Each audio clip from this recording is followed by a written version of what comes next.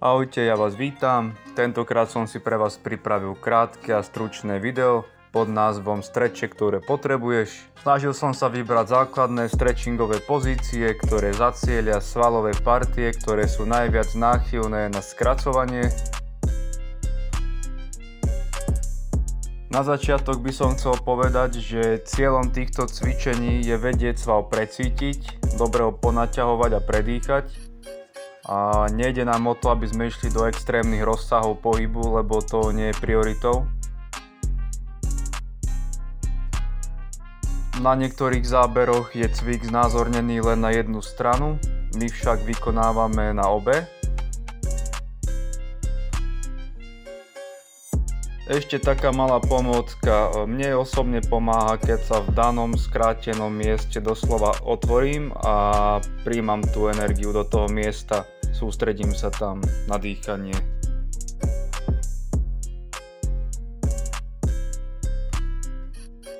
Odporúčam robiť tento stretching na pocit, najlepšie pred spaním 10-15 minút, slúži nám to ako uvoľnenie, relaxácia a skvalitní nám to spánok.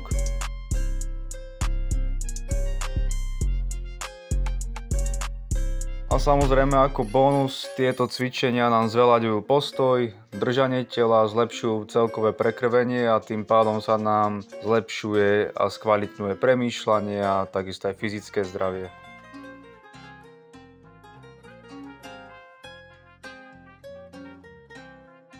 Tu treba rátať s tým, že ak sme tieto cviky predtým nikdy nevykonávali, tak nám bude hneď jasné a zreteľné, že tieto miesta nám ukazujú, že môžu byť veľmi stuhnuté a môžeme tu rátať s nejakým obmedzením a ľahkým ťahaním, pretože svaly v týchto oblastiach sú veľmi skrátené.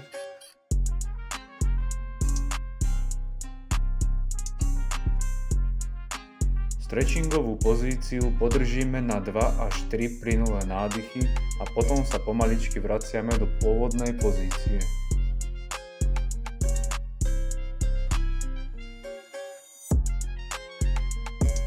Ďakujem pekne, dúfam, že vám to pomohlo, že z toho niečo aplikujete a že budete viesť krajší a uvoľnenejší život.